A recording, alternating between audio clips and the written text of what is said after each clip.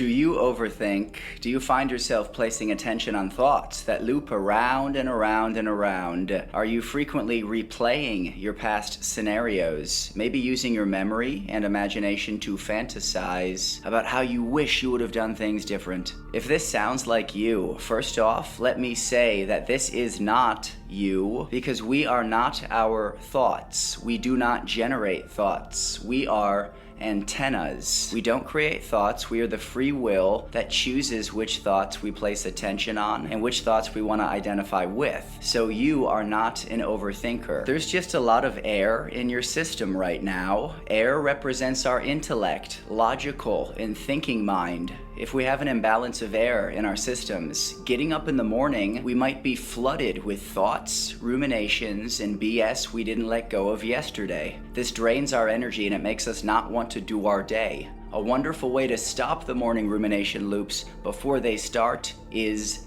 this. Do not think. When first rising in the morning, do not think. Don't allow the attention to drift back and forth on all the different thoughts coming and going. Just stick to the plan that was made the night before. And that's really the key, having a plan and then following it. If you clicked play, you're probably interested in ceremonial magic and the occult. For those who are new to this world, magic is essentially a spiritual path that utilizes scientific methods. Rituals were developed based on spiritual teachings and practices that worked. This is a channel where we talk about those rituals and learn how to do them. Many comments have been dropped asking about the order of rituals and which ones to do. What's a good daily ritual routine? In this video, we establish a morning and night routine for ceremonial magicians. Welcome to Mage Space.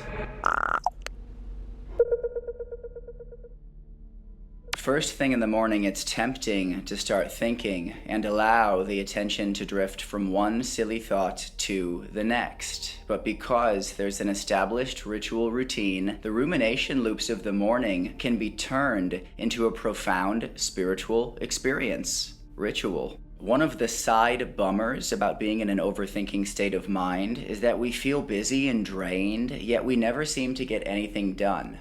When we're not present, when we're thinking about what happened 5 minutes ago or last year and not thinking about what's happening right now, our manifestations, our physical actions are inefficient and ineffective. It's not all go, go, go, get stuff done, but for those who feel drained and simultaneously unproductive right now, we get more done when we stop waiting for everything to be perfect and just move. Some of the anxiety we have comes from things we know we ought to do, but have been avoiding. Most stress is BS, but other stress is due to the fact that we've been neglecting an area of our life for far too long, and the stress and anxiety we feel is a message telling us to stop procrastinating and just do the thing. These are some setup packages for daily rituals, ritual routines that keep the fire turning and transforming. Good morning rituals are the Kabbalistic Cross, the lesser invoking ritual of the pentagram, the analysis of the keyword ritual, LVX, lesser invoking ritual of the hexagram,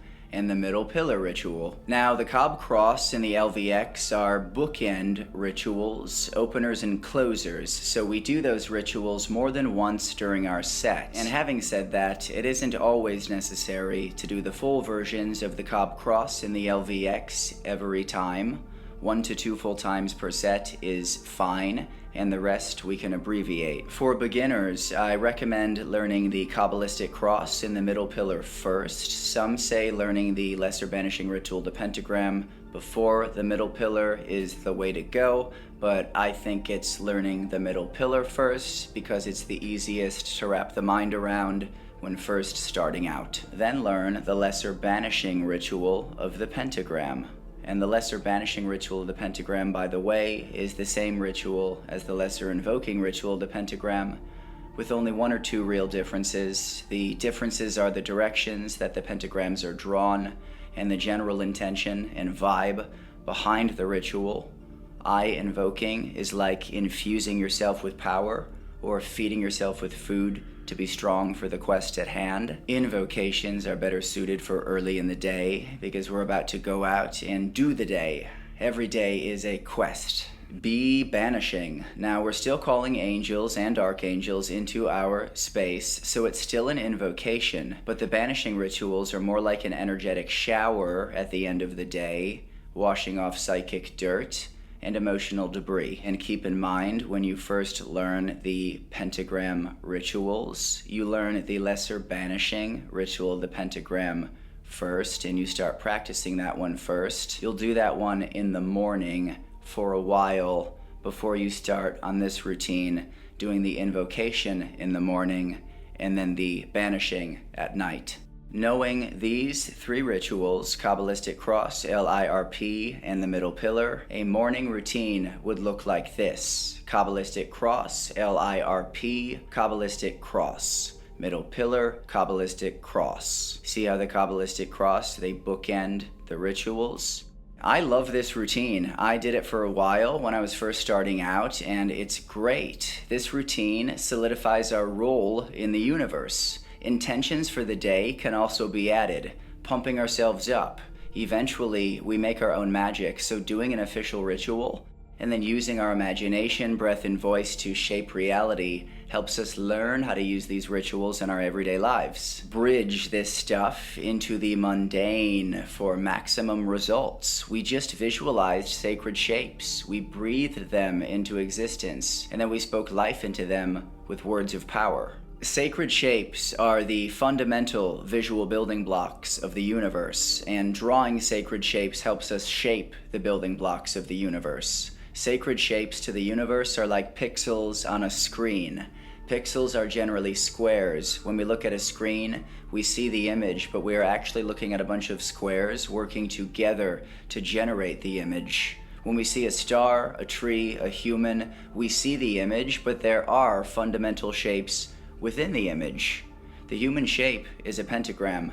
That's why we use them so much. When we draw pentagrams and breathe and speak stuff into them, we are strengthening our position as a presence in this universe. We are sharpening our focus. We are learning how to bend reality to our will. Before we draw a pentagram, we inhale. Before we brush our teeth, we should inhale. Before we draw a pentagram, we hold. Before we write the email, we should hold. We exhale as we draw the pentagram, and we should exhale as we paint the canvas or pay the bill or shoot the film. Inhale equals inspire, exhale equals aspire. Now, rituals at the end of the day, as we've said before, in the morning we invoke, night we banish. At night we basically just do the morning routine, but replace the invoking with banishing. So the night routine is the Kabbalistic Cross, the lesser banishing ritual of the pentagram, Kab Cross, middle pillar ritual, Kab Cross. Now, after we've consistently done this set every morning and night for several months, we may want to add the analysis of the keyword ritual and the lesser hexagram rituals. When that happens, we can do this: morning, Kab Cross, LIRP, Kab Cross. LVX, LIRH, LVX. Middle pillar, Kab Cross. Night would be the same thing, just the banishing versions of the pentagram and the hexagram rituals. A ritual I added shortly after practicing this set for a while was the Rose Cross ritual. The Rose Cross restores everything to a quiet peace. In a way, it makes you invisible, which is a concept that must be unpacked further in another video. The Rose Cross is great to do after the middle pillar at night. Time. How much time do we spend in these rituals? We receive the full benefit of our self-induced trances after an hour of practice. So if we can, making the morning and night routine at least an hour each is ideal. An hour in the morning and an hour at night. Having said that, this isn't always practical for everyone all of the time. 45 minutes is still good. 30 minutes is good. And 5 minutes is better than no minutes. We get back what we put in. There's no correct amount of time to spend on each ritual, but keep in mind we get back what we put in. The idea is to forget about the time and just be there. Whether we do that after 5 minutes or 5 hours doesn't really matter.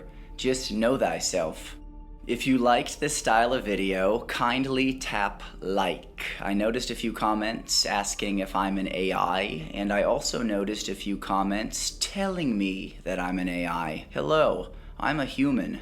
I sometimes use AI software to organize my writing. I have never used an AI voice generator. And this is me, a human, not a robot. And this episode script was not organized by AI at all. I didn't really even have much of a script for this one. It was more of a flow. So I hope the structure of this video flows in a way that's easy to follow and interesting to listen to simultaneously in this wonderful year of 2025. In-person communication versus speaking to a camera is a learning curve. I'm working to deliver this information to you in an honest yet cinematic way. Does anyone have a question? Drop it in the comments and it will eventually be answered. Subscribe for more videos like this, and thank you for watching.